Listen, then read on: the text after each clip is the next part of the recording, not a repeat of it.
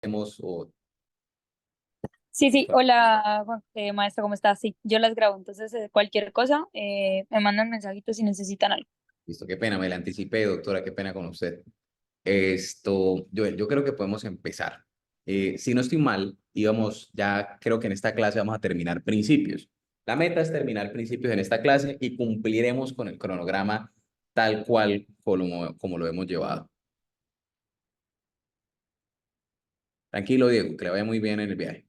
Estamos ahí pendientes. Entonces, bien, la idea de esta clase, como les decía, es terminar principios. Si no estoy mal, quisiera que por favor me refrescaran la memoria. Habíamos terminado el principio de legalidad, si no estoy mal, y íbamos para culpabilidad o ya habíamos atravesado culpabilidad y última ratio. Doctor, estábamos en tentativa, idea preparatoria, ejecutiva, acto idóneo. No hay tentativa sin fase ejecutiva. Sí, eso es en principio de derecho penal de acto, si no estoy mal, y lesividad. Pero creo que ya habíamos visto delitos de lesión y de peligro, si no estoy mal. Creo que ya habíamos atravesado por ahí. Ya No, va. maestro, buenas noches.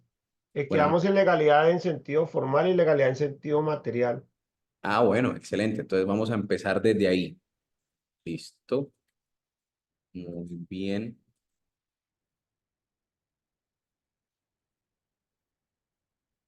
Regálenme solamente un momento entonces y ya nos vamos desde ahí. Em, muy bien.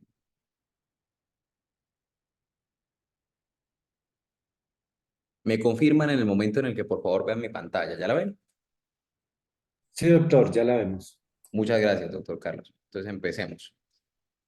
Les decía, anteriormente íbamos en el principio de legalidad. Bien.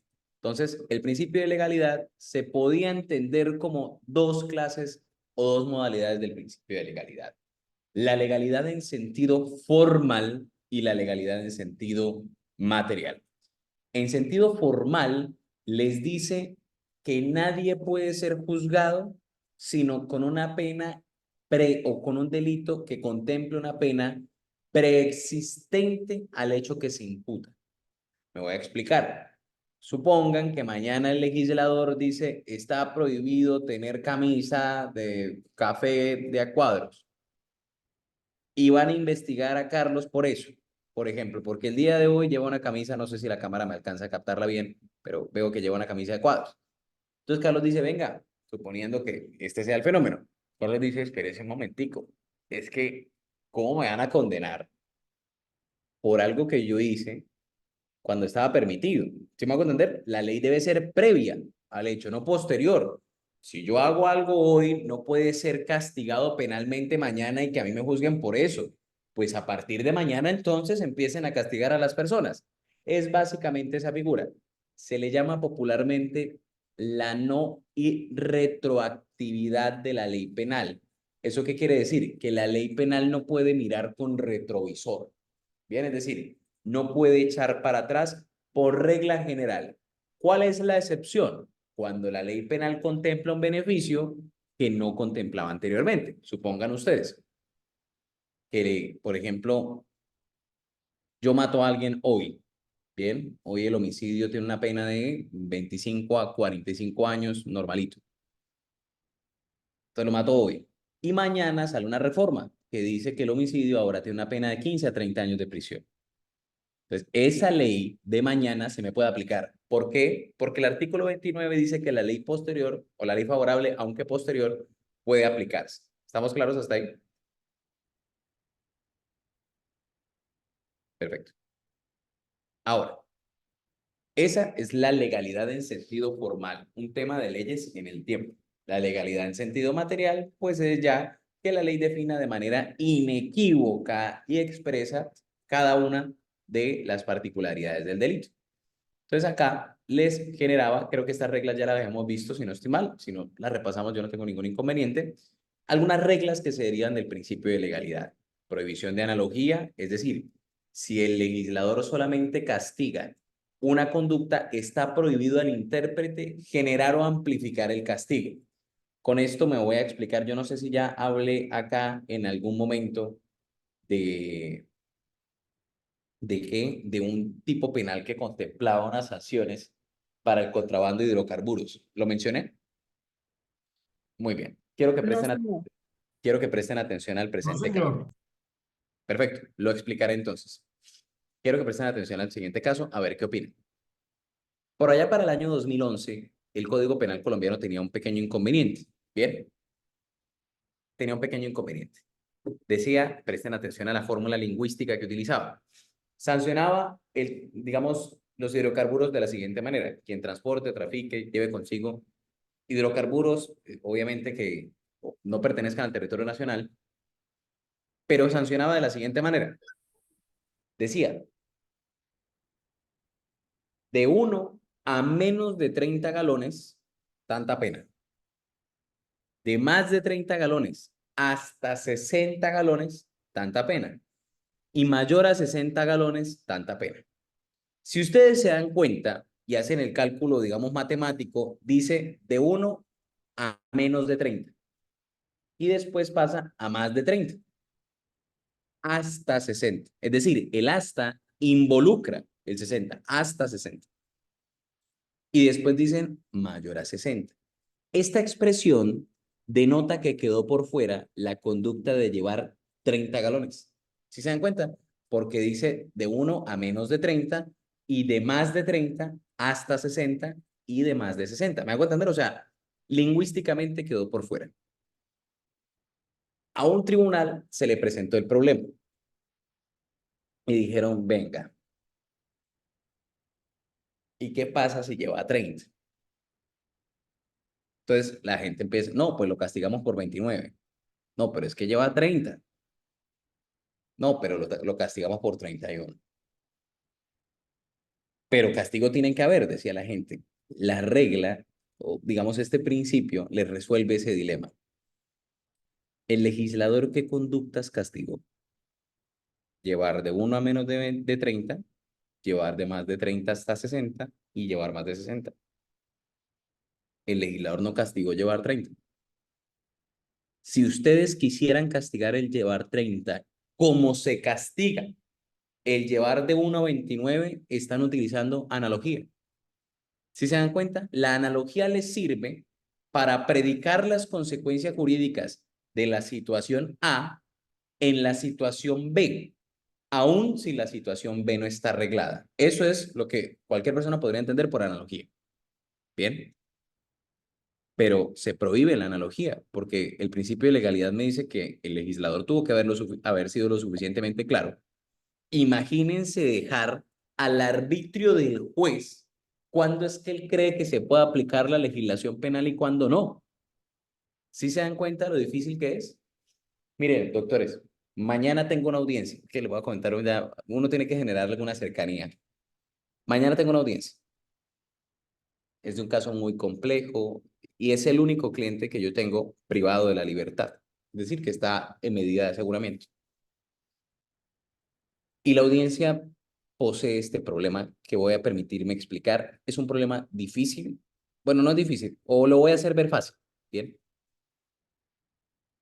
Ustedes no han visto esto en su pensum, pero quisiera que me fueran siguiendo la corriente. Si tienen alguna pregunta la hacen, pero quisiera que me fueran siguiendo la pista, por decirlo de alguna manera. En Colombia, a una persona se le puede privar de la libertad de manera preventiva mientras que se le juzga. A eso se le llama medida de aseguramiento. Bien, puede estar privada de la libertad, se le llama medida de aseguramiento privativa de la libertad. Esas medidas de aseguramiento no pueden ser permanentes, porque si no son una pena. ¿Sí me hago entender? Tienen que durar un tiempo. Y el juez y la fiscalía y todos tienen la carga de juzgar a esas personas durante ese tiempo antes de que se cumpla el tiempo en el que salen en libertad. ¿Estamos claros? Sí, Resulta señor. que hay Sí, dos señor. modalidades. Señora, ¿están todos ok? Sí. La defensa tiene dos modalidades para poder atacar eso. La primera es la que ustedes habrán escuchado por allá en televisión, en noticias o en casos prácticos cuando dicen libertad por vencimiento de términos. Entonces, la primera es explicarle al juez que el término que tenía para la medida de aseguramiento se venció. Entonces, hay una libertad. Esos términos van de etapa en etapa, se fraccionan. Entonces, hay unos términos de imputación a acusación, hay otros términos de acusación a juicio. ¿Estamos claros? Se parte. Pero hay otra modalidad, y es que cuando no se cumplen esos términos, no se logra cumplir, el código les dice, vea, ojo con esto. El término máximo de cualquier medida de aseguramiento para un delito normal es 1 año, les dice el código. Bien, para cualquier delito, insisto, normal, ya les explico por qué. Y se puede prorrogar por otro año más. ¿Estamos claros? Bien, desde que se impone hasta que se dicte sentencia, tiene que durar en principio 1 año. Entonces miren que hay dos modalidades. La libertad por el vencimiento de término y la sustitución de la medida. A esta se le llama sustitución. Me voy a explicar. Porque en esta sale en libertad, pero cuando se cumple ese año, lo que ocurre es que el juez dice, se la voy a sustituir. Usted va a quedar con una medida, pero con una medida no privativa de la libertad. Es decir, preséntese al juzgado cada 15 días, no salga del país, no frecuente tales sitios. ¿Me van siguiendo? Quiero que vean lo siguiente. Estas son las dos modalidades bien existentes para poder obtener, digamos, un beneficio como la libertad o algo por el estilo. Pues resulta que en el año 2011 se creó una ley, la ley 1908. Yo no estoy muy seguro que el año exacto, creo que es incluso posterior, ahorita se las consigo. Sí, es posterior. Ya les digo con exactitud. 2018, de hecho, perdón, muy pifiado, 2018. Se crean jurídicamente en el marco del acuerdo de paz, de hecho esto tiene que ver con el acuerdo de paz, se crean jurídicamente una ley que divide a los grupos criminales en dos. Entonces dice, en Colombia hay gente que delinque sola, en la casa, en el barrio, listo, eso no nos importa, esos son, digamos, conciertos para delinquir normales. Pero hay grupos delincuenciales organizados y grupos armados organizados. Los primeros los llamaron GDO, Grupo Delincuencial Organizado, y al segundo lo llamaron GAO o GAO, Grupo Armado Organizado. Esos grupos, como por ejemplo pueden ser las disidencias de las FARC, bien, el Clan del Golfo, todos esos son grupos armados organizados. Y hay otros como lo que llaman, digamos, algunas células, en algún momento los rastrojos fueron considerados GDO, Grupo Delincuencial Organizado, pero digamos que eso es una categorización que se hace en Colombia. La ley 1908 les dice, vean, y aquí es donde quiero que presten atención. Si el término para el delito normal en el vencimiento de términos era de 120 días, desde la acusación hasta el inicio del juicio, para configurar la libertad, aquí en estos delitos va a ser de 400. Entonces, ¿qué hizo? Aumentó los términos para que las personas no pudieran salir tan pronto en libertad. ¿Sí me hago entender? Igual, si aquí era de 1 año, en GDO va a ser de 3 años y en GAO va a ser de 5. ¿Sí? Ampliaron mucho los términos. ¿Estamos claros? El problema jurídico que tiene que ver con el principio de legalidad es este y quiero que presten atención. Resulta que en los delitos normales, es decir, los que les enuncié inicialmente, hay una regla. Se cuentan los días, pero si hay uno que haya ocasionado la defensa, se descuenta. Porque qué tal, si no, pues la defensa aplazando logra el vencimiento. Si se dan cuenta, entonces en Colombia, si un defensor aplaza, no se le tiene en cuenta para el conteo de libertad. Esos días no operan. No, que pasaron 6 meses. Problema suyo, usted aplazó. Si se dan cuenta de la diferencia. Bien. Pues bien, yo encontré algo. Resulta que esa prohibición o esa regla está en la libertad por vencimiento de términos de los delitos normales y en la libertad por vencimiento de términos de los delitos del GDO. Está también en la sustitución de la medida de aseguramiento de los delitos normales, pero no está en la sustitución de la medida de aseguramiento de los GDO. Y mi cliente ya lleva más de 3 años privado de la libertad. Yo tomo el caso recién y me pongo a estudiar y digo, el legislador omitió haber dicho en ese caso que los aplazamientos del abogado se descontaban. ¿Sí se dan cuenta? El legislador no dijo eso. Y si no lo dijo, no me lo pueden aplicar. Porque me estarían aplicando una analogía. Me estarían diciendo, como en los otros es igual, aquí también debe serlo. Pues sí, eso sería así, pero aplicando analogía. Y resulta que usted no puede, su señoría. Usted no puede aplicarme analogía.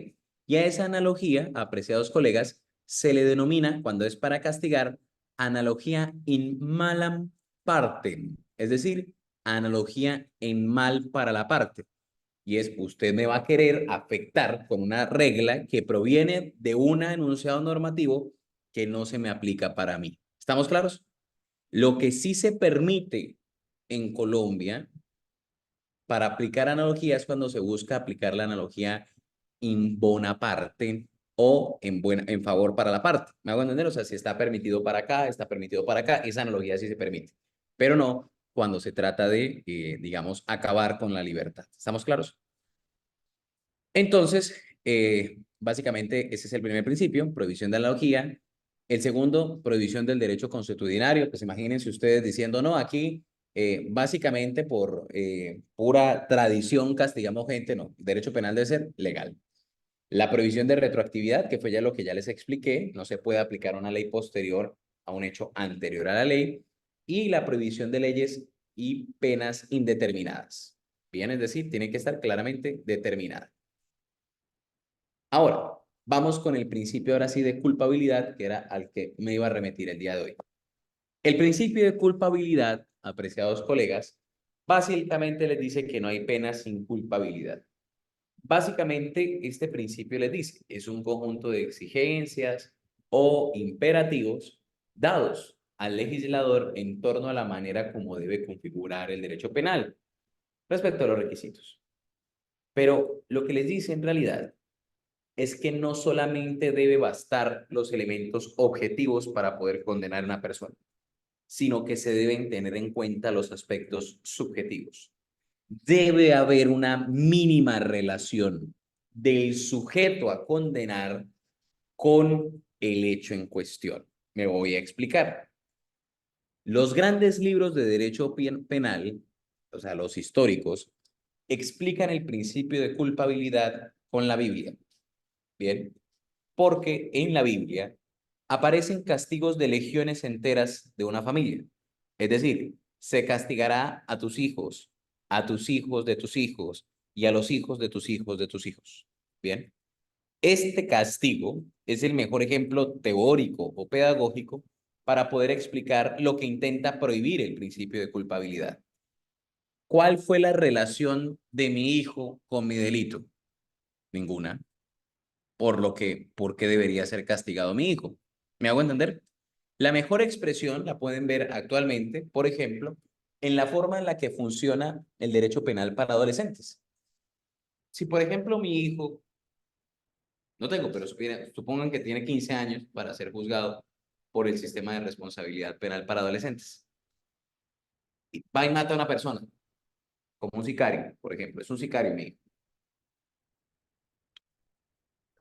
¿Por qué tendría que responder yo penalmente por lo que él hace? A pesar de que yo sea su padre, no tengo nada que responder. Pero miren que el legislador es sabio. El legislador sí permitió que yo respondiera económicamente. ¿Por qué? Porque estos son principios de orden penal, no de orden civil. Entonces me dicen, no, pero su hijo usted paga, porque es que no es mayor de edad todavía, depende de usted. Usted es el que paga. Entonces miren que son unas reglas muy interesantes porque el principio de culpabilidad, digamos que solo aplica al derecho penal, porque es el poder punitivo, es el poder de castigar a alguien con la privación de la libertad, no al derecho civil. Entonces miren que esa figura reglamentaria me parece absolutamente interesante y muestra cómo es que opera este principio. Bien, continuemos. Quisiera mostrarles esto que me parece muy importante. Ah, sí, Julieta, dime, qué pena, no había visto tu mano levantada. Muchas gracias, profesor. Buenas noches. Pues Buenas yo noches. tengo una pregunta, o sea, me inquieta algo en este momento. De Sí, pronto no tiene mucho que ver con el tema, pero hay adelante. algo. Si los padres sí tienen la responsabilidad en la parte económica de apoyar a sus hijos frente a un delito o algo que se les ha comprobado, ¿por qué en ese momento las leyes en el Estado se están dando que ellos sí tienen la libertad de pronto para mutilarse partes del cuerpo, para tomar algunas decisiones que sabemos que definitivamente van en contra de ellos mismos? Entonces, Bueno, como que se contradice la ley en esa parte porque a unas cosas hay que apoyarlos y en otras hay que dejarlos a total albedrío, sabiendo que va en contra de ellos. Muchas gracias. muchas gracias, Julieta, por tu pregunta. Bueno, vamos a empezar. Es una muy buena pregunta, en realidad. Y esta pregunta abarca temas incluso de filosofía del derecho. Bien. Eh, Constitucionalmente, la vida, oígase bien, la vida es un bien de libre disposición y debe serlo. Y así lo es la integridad personal hasta cierto límite, ya te digo cuál es. ¿Por qué la vida es un bien de libre disposición? En Colombia, por ejemplo, no se condena a la persona que intentó suicidarse y falló. Es decir, si yo intento suicidarme, me pego un tiro y fallo en el intento de suicidio, no me condena a nadie. Hay otros estados en donde sí. ¿Qué significa eso? Que el Estado no me protege a mí de yo matarme. De hecho, el homicidio en Colombia se castiga porque el homicida le ha quitado la oportunidad a la víctima de decidir cuándo ha de morir o cuál es la razón por la que ha de morir. Por ejemplo, imagínense que yo digo, yo me quiero matar a mis 30 y apenas cumplo mis 30 me pego un tiro. Ese es mi plan. Y qué pena que te ponga de ejemplo Carlos. Carlos me mata hoy y no me deja llegar a mis 30 para matarme. Esa es la razón teórica, por decirlo de alguna manera, por la cual el legislador lo condena. Cada quien debe decidir cuándo debe morir. Obviamente que también dentro de esa premisa va implícita la razón de una enfermedad grave, de un ataque al corazón, todo lo que quieran. ¿Me hago entender? Pero si mañana, Dios no lo quiera, me levanta un carro y me mata, ese, ese caso es una interrupción de mi decisión de cuándo morir. ¿Me hago entender? Y también soy libre de elegir qué ocurre con mi cuerpo. Si yo me quiero sacar algo, lo que quiera, hacerme un corte en el oído, en la oreja, también soy libre. ¿Hasta dónde el Estado me dice que no soy libre? Cuando lo que voy a hacer roza con la dignidad. Me voy a explicar. Y dignidad no entendida socialmente o moralmente, sino entendida como un límite constitucional a muchas cosas. Y en Colombia, ¿cuál es ese límite constitucional? El derecho, o mejor, sí, la facultad de vivir sin humillaciones y el derecho a no ser instrumentalizado por ningún Estado ni por ninguna persona. Me voy a explicar. ¿Por qué en Colombia y en muchos estados, creo que toda Latinoamérica, no se permite que yo me saque un riñón y lo venda? ¿Por qué me castigan? Si es mío. ¿No se han preguntado eso? Yo lo puedo donar, pero no puedo vender. Y la razón es que eso es indigno. Es que cuando yo me saco un órgano, me estoy convirtiendo en un instrumento, en un objeto, en una cosa más, cuando lo voy a vender. Estoy utilizando mi cuerpo como fuente de ingreso. Y eso un Estado no lo puede tolerar. ¿Sí se dan cuenta? No puede llevar al sujeto hasta allá. Entonces se lo prohíbe. Bien. Pero a veces le dice, yo sí podría tolerar que te mates. ¿Por qué? Porque es tu dignidad en últimas. Es decir, tú decides si la vida que estás viviendo ya no te parece digna de ser vivida. Miren que cada constitución orbita frente a un derecho fundamental. La constitución colombiana orbita sobre la dignidad. Por ejemplo, la Constitución alemana orbita sobre la libertad. Es por eso que a ellos son un poco más laxos sobre venta de órganos y demás. Es por eso que ellos no le prestan tanta atención a la, por ejemplo, rápidamente, eutanasia y demás, lo que quiera, haga lo que quiera, porque usted es libre. Si se dan cuenta, no discuten tanto los conceptos de libertad. Ahora, voy para el argumento de los menores. Si yo le prohibiera hacer lo que quiere a mi hijo con base en el argumento de que lo mantengo, lo estoy instrumentalizando. Porque le estoy diciendo, sus decisiones dependen del dinero que yo le doy. Si me hago entender, condiciono su existencia a los mínimos básicos como alimentación y demás. Por lo que, poniendo un argumento espejo, este es el argumento de la Corte Constitucional. Yo no te estoy diciendo que moralmente esté bien ni que lo comparta. Te estoy comunicando el argumento que viene detrás de eso, es decir, el por qué funciona así en Colombia, por ejemplo, y en la mayoría de estados. Si tú volteas el argumento y lo conviertes en un espejo, por decirlo de alguna manera, el argumento te queda así. Tú no puedes hacer lo que quieras y si lo vas a hacer, pierdes los mínimos vitales que yo te doy, como alimentación y demás.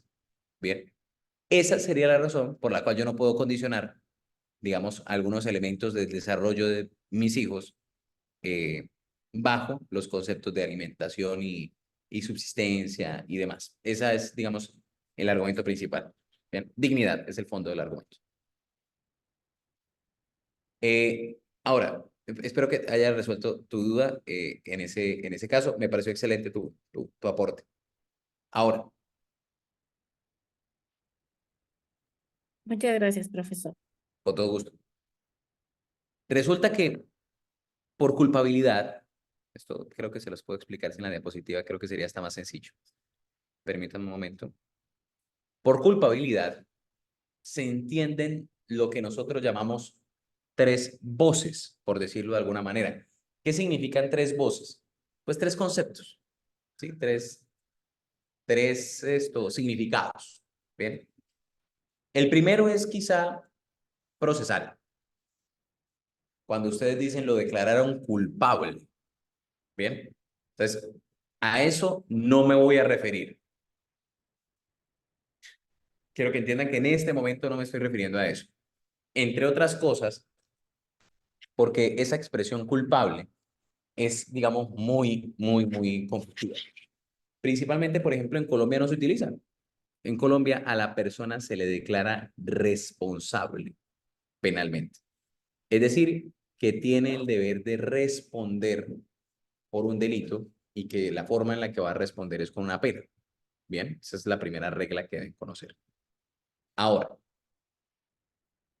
otra premisa, o sea, miren que a mí los principios me sirven para darle muchos datos muy importantes. En Colombia a la gente no se le declara inocente.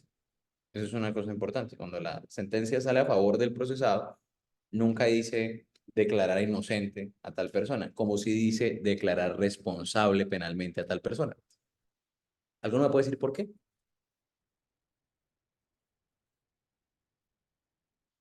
Estoy seguro que con el conocimiento que ya tienen de derecho podrían resolverlo, pero quisiera saber por qué.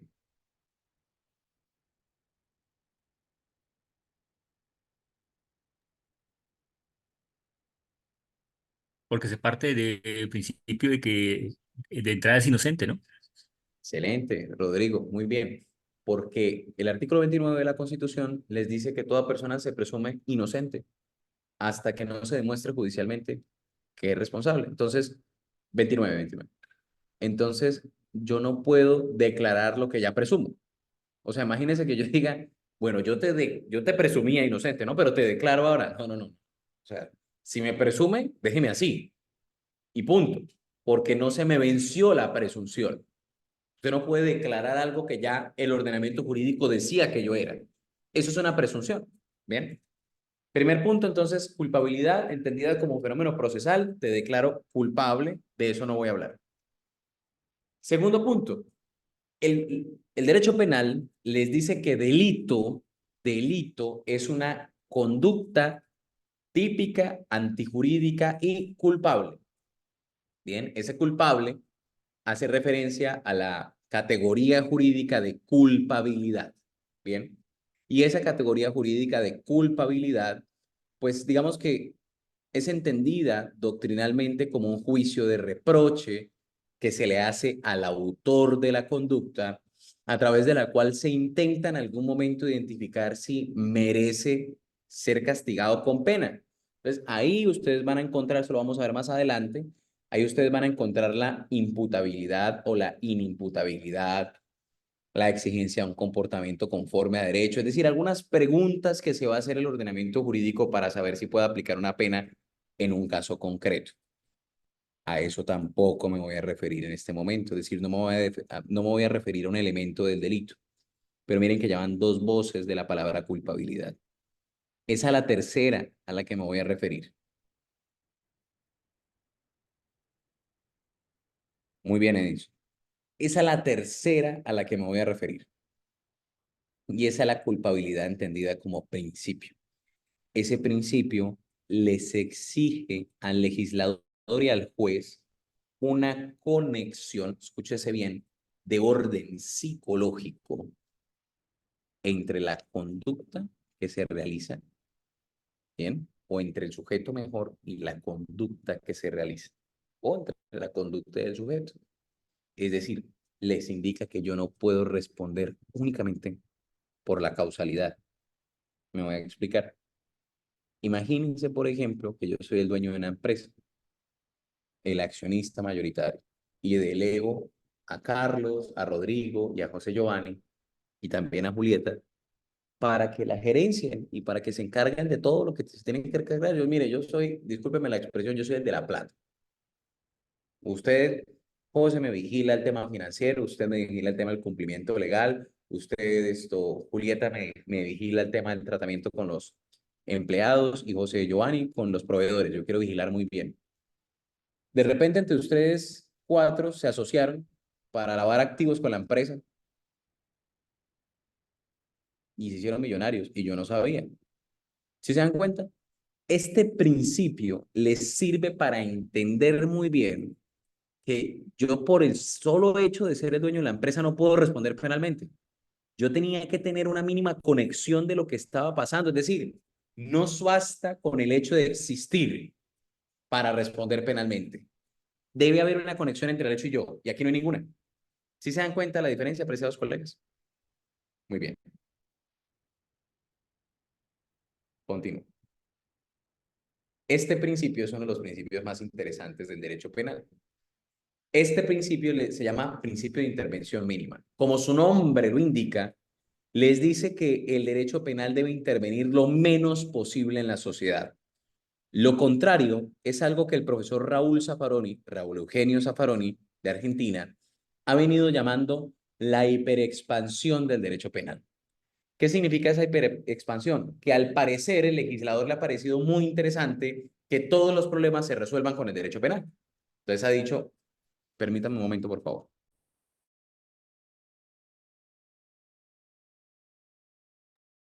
Entonces, volvamos, qué pena con ustedes. Entonces, el legislador ha dicho Zaffaroni, no, mire, es que al parecer el legislador cree que todo se resuelve con penal, el penal debe ser lo último, ¿bien? Lo último que se utilice. Entonces, en ese caso, básicamente se utiliza el principio de intervención mínima. Ese principio tiene dos subprincipios a la vez, ¿bien? O dos subprincipios que deben ustedes conocer.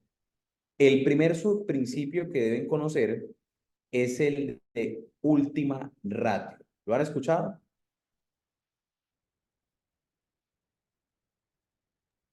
Sí, señor. ¿Qué le dice ese principio, doctora? Que es como la última oportunidad, el último recurso que se tiene en determinado proceso. Muy bien, es una muy buena forma de señalarlo. Uno podría, excelente, doctora. Uno podría decirlo de la siguiente manera.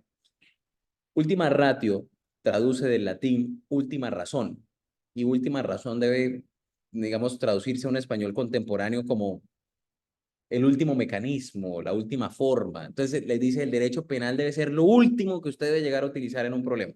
¿Estamos claros? Ese es el primer subprincipio que les dice, ese es el primer subprincipio de la intervención mínima. Entonces, ¿qué les dice eso? Mire, ante el conflicto social, cuando se presenta una situación problemática dentro de la sociedad, usted lo último que deberá hacer es acudir al derecho penal. Intente escalar. Entonces, lo primero que debe hacer el legislador es, bueno, intente educar. Entonces, cree ejercicios de educación, ta, ta, ta, ta. El segundo escalón que debe tener el derecho penal es, bueno, entonces ya cree, por ejemplo, comparendos. Entonces, vaya al derecho policivo y tal, listo.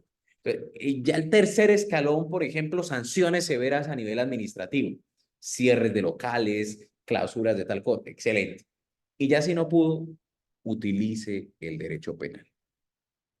Pero el derecho penal no puede ser el primer instrumento. Ese es el principio de última ratio.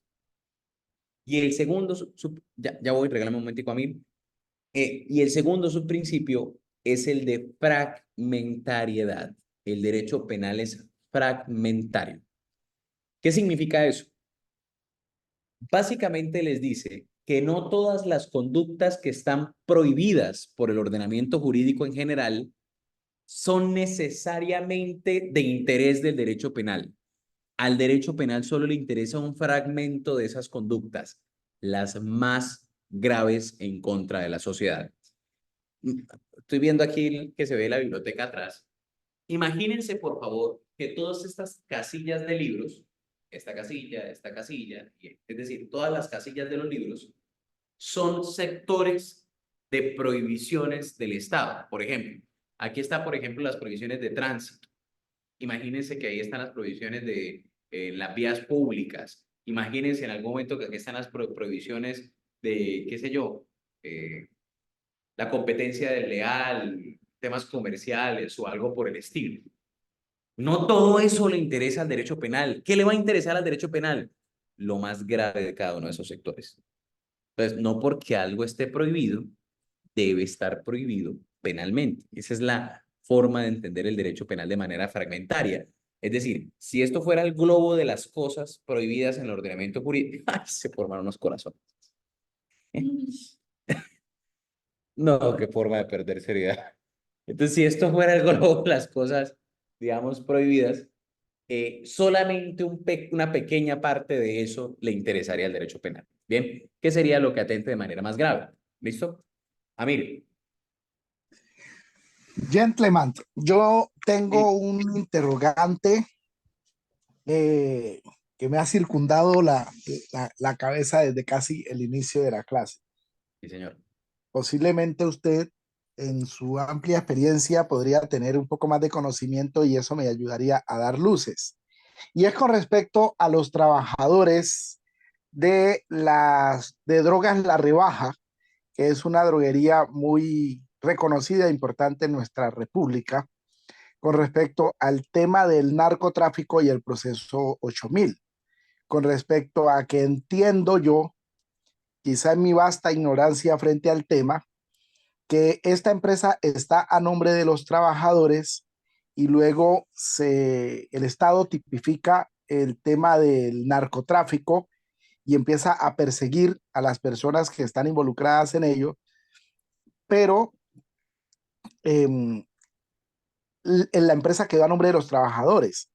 Sin embargo, después de que sale la norma que empieza a penar todo este tema, ellos están siendo, y creo que aún siguen siendo afectados a través de algo que es el proceso 8000 y la famosa lista Clinton, donde muchos todavía no han podido como recuperar o hacer vida crediticia porque están ahí como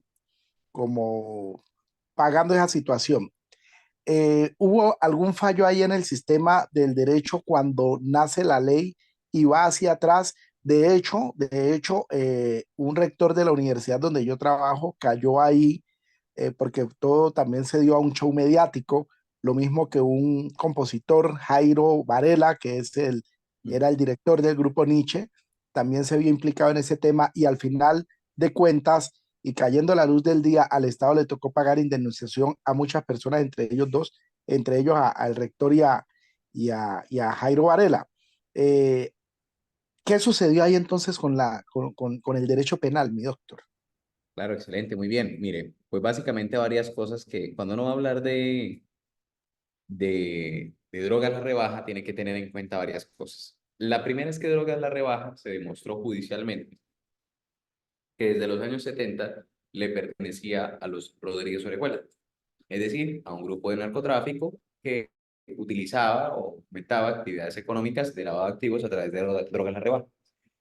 Eso fue sometido, eso ya es extrapenal, lo que le voy a contar no tiene que ver mucho con el derecho penal, aunque sí mucho con algo lo que me dijo que se llama extinción de dominio. En Colombia hay una acción que se llama la acción de extinción del derecho de dominio. Y básicamente le dice que cuando usted destina algo a una actividad, son 11 causales, son peligrosísimas, pero básicamente le dice que el Estado puede extinguir el dominio de su propietario. Bien, ahora, el Estado lo extinguió. Posteriormente pasó a la SAE, que es la Sociedad de Activos Especiales, que es la que se encarga en Colombia de administrar todos los recursos con los que se queda el Estado después de haber procedido a la extinción de dominio. La SAE, acá entre nos, es la empresa más grande de todo Latinoamérica. Ni los bancos son tan grandes como la SAE. Les voy a decir por qué. Porque posee el dinero de todos los narcotraficantes vencidos. Y no vencidos en juicio, de hecho, porque no es necesario que los condenen. La SAE puede, o sea, la extinción de dominio puede andar por otro lado. Se puede haber ganado el proceso penal y se puede haber perdido el proceso de extinción de dominio. En ese caso, en el caso de la rebaja, se perdió el proceso de la extinción de dominio. La rebaja no pertenece a sus empleados. La rebaja le pertenece en realidad al Estado colombiano. En teoría, a usted y a mí. ¿Me hago entender? Lo que pasa es que es administrado mancomunadamente por la SAE y se llegó a un acuerdo con una corporación que son los empleados, que está buscando su nombre, y se llama COPSERVIR, que es la corporación de empleados de la rebaja que están coadministrando con ellos. ¿Para qué? Porque el Estado no sabe nada de administrar droguerías y es la cadena de droguerías más grande que tendría el Estado en todo el territorio nacional. Entonces, como el Estado no sabe administrar droguerías, el Estado llegó y dijo, pues venga y asociémonos para poder en algún momento administrar. Obviamente que COPSERVIR no es gratuito. Esa administración tiene digamos, un recurso y a partir de allí existen unos pagos, pero no significa que sean los propietarios. Bien, Luis Fernando. Doctor, buenas noches, muchas gracias Buenas por noches. brindarme el espacio. Con gusto. Tengo una duda, pues hablando ya con la cuestión de la dignidad del ser humano. Sí, señor.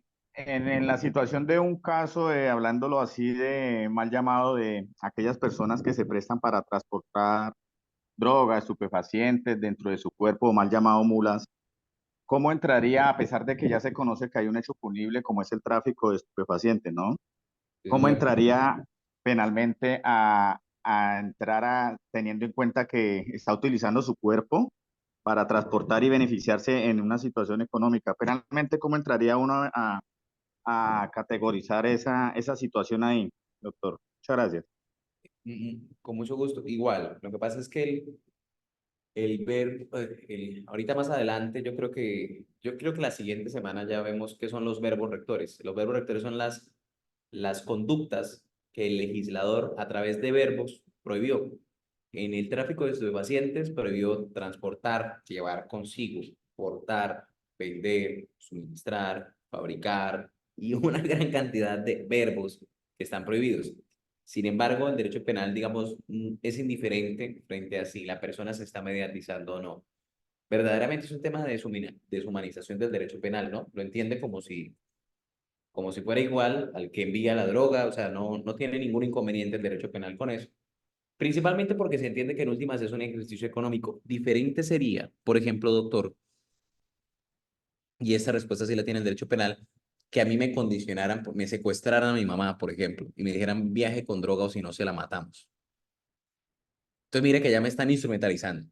¿Sí me hago entender? Entonces, en ese caso, lo que ocurre es, igual, en el primer caso que usted me planteó, condenado el sujeto, para adentro, condenado normal. Pero en mi caso, doctor, el derecho penal me absuelve por falta de culpabilidad, que es uno de los criterios que van a ver más adelante de la categoría jurídica. ¿Por qué? Porque se supone que estoy siendo víctima de un delito que se llama constreñimiento ilegal. ¿Sí se da cuenta? Entonces, en este caso, básicamente eso es una ausencia de responsabilidad que contempla el ordenamiento jurídico en el artículo 32, que se llama obrar bajo insuperable coacción ajena. Bien, doctor. Gracias, doctor, muy amable. Con todo gusto, doctor. Muy bien. Entonces, bien, por ahora espero que haya quedado entonces absolutamente claro y diáfano cómo funciona el principio última ratio, perdón, de intervención mínima, con sus dos principios de última ratio y fragmentariedad. El siguiente principio que vamos a ver es el principio de dignidad humana. El principio de dignidad humana básicamente le señala lo siguiente, y es que las sanciones penales deben respetar un mínimo. Ese mínimo que deben respetar es la dignidad del ser humano, entendida como su facultad de no ser instrumentalizado en ningún momento. Ha dicho la Corte Constitucional colombiana que la dignidad puede expresarse en los siguientes términos: vivir bien, vivir como se quiere y vivir sin humillaciones. Les voy a proponer algunos ejemplos a ver qué opinan ustedes. Ya vamos terminando. Imagínense, por ejemplo, que el partido Mira, yo no sé si ustedes recuerdan el partido Mira, creo que ese partido ya no existe, si no estoy mal, como que ya no tiene congresista, no sé si exista, pero creo que ya no tiene congresista, Dayani. Buenas noches, sí existe el partido. Pero tiene congresistas, entiendo que todavía tiene. Sí, señor, Sí, senadores. qué chévere, no sabía. Bueno, muchas gracias. El Bueno, partido señor. Mira fue un partido que, corríjame, doctora Dayani, creo que conoce mejor el partido que yo, digamos que tiene una gran afluencia de personas creyentes de la fe cristiana. Son principalmente un colectivo muy importante que se forma a partir de unos diarios producto de una determinada fe. Le Dentro de- confirmo porque yo pertenezco a la congregación de Ah, donde es el grupo Mira. Al grupo cristiano pertenezco. sí, eso es un grupo cristiano. Excelente, muy bien. Entonces, el partido Mira en algún momento propuso una reforma penal. Esa reforma penal alcanzó a debatirse en el Congreso. Y fue la siguiente, que las personas que hayan sido condenadas por delitos sexuales en contra de menores de edad eh, fueran expuestas en lo que se llamaba el muro o los muros de la infamia. Entonces, básicamente lo que decían era que el rostro de estas personas debía ser expuesto para con ellos, en algún momento, pues lograr la disuasión de los delincuentes sexuales. Bien. Digamos como un elemento adicional a la pena. El debate giraba en si podía ser considerado constitucional o no. La respuesta es que, por muy ventajosa que se pueda crear, o perdón, que se pueda creer que es la medida, no soportaría la Constitución colombiana. Es decir, no lograría pasar el test de constitucionalidad colombiana. Porque si ustedes se dan cuenta, lo que se está haciendo con ello es instrumentalizar a la persona, sin importar lo grave que haya sido el delito. Digamos que la dignidad es un baremo. Miren que las constituciones, para que entiendan un poco de teoría constitucional, yo sé que de pronto se lo van a dar acá o algo por el estilo. Las constituciones tienen los mínimos, no los máximos. Las constituciones les va a decir qué es lo mínimo que deben hacer, de dónde no se pueden pasar para abajo. Pero para arriba hágale como quiere. Pero lo mínimo, Carlos, es que usted nadie lo instrumentalice. Eso es lo mínimo que le va a pasar en este estado. O sea, lo que usted tiene seguro, pase lo que pase, que nadie lo va a instrumentalizar y haga lo que usted haga.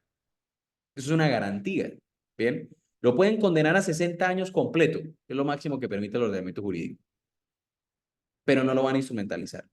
Es decir, lo van a tratar como un ser humano. Lo contrario sería tratarlo como un animal, es decir, yo pongo animales ahí feroces o animales ahí tristes para que la gente tenga miedo. ¿Sí me hago entender? Con eso se logra la instrumentalización. Ese fue el debate principal.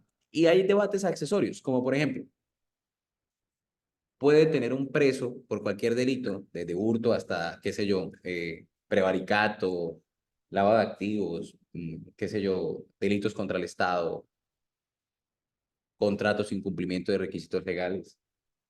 Puede tener una máquina de escribir, por ejemplo, si quisiera, por ejemplo, escribir una novela.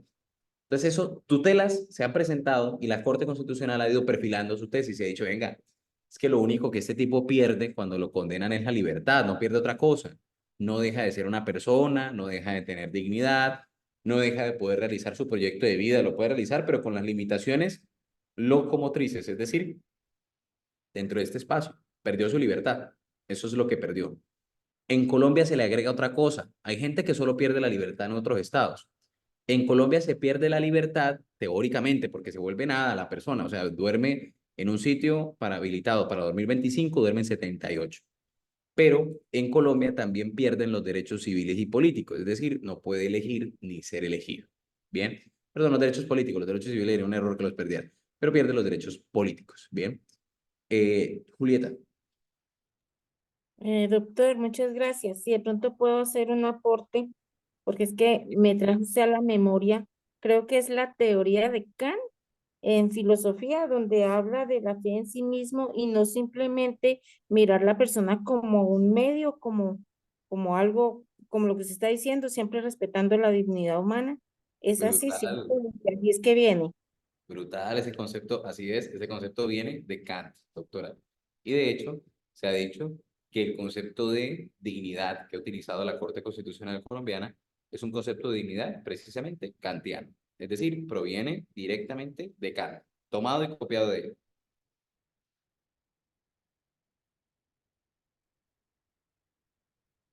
Excelente. Muy bien, doctores. Quería entonces terminar con dignidad en el presente caso. Hemos terminado entonces los principios.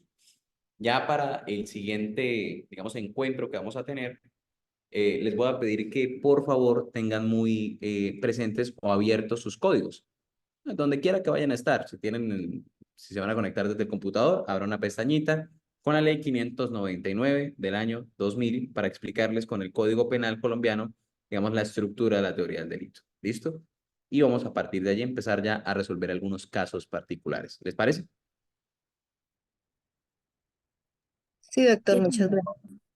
Perfecto, apreciados colegas. Espero que tengan una excelente noche entonces. Que estén muy bien. Doctor, muchas gracias. Igualmente, doctor. Gracias, Estimado, doctor. Muchas gracias. muchísimas Feliz gracias. noche. Muy Dios lo bien. bendiga, doctor. Muchas gracias, profe. Doctor, muchas Gracias, gracias. profe. Espectacular clase, gracias. Muchas gracias, hermano. Que estén muy bien. Muchas Bendiciones, gracias. doctor. Excelente. Gracias. Buenas noches. Buenas noches. Muchas gracias.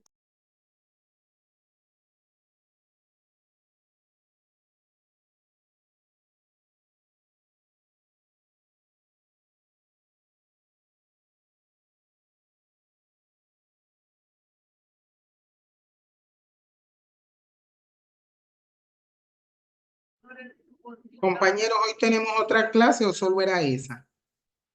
Solo era esa, mi mayor fan, y solo ya Ah. el miércoles tenemos 2 y el viernes otras 2. Ahí está. Ay, gracias. Ok, que les bendiga. No Bueno, olvidemos la no tarea que sé, tenemos con el mira, doctor Carlos el viernes. Ay, Tenemos sí. tarea. Sí, señor. Vamos a estudiar y también a leernos esta ley que nos dejaron. Dios le bendiga, mi pastor. Que Dios lo bendiga, mi mayor, y que descanse. Bendiciones a todos.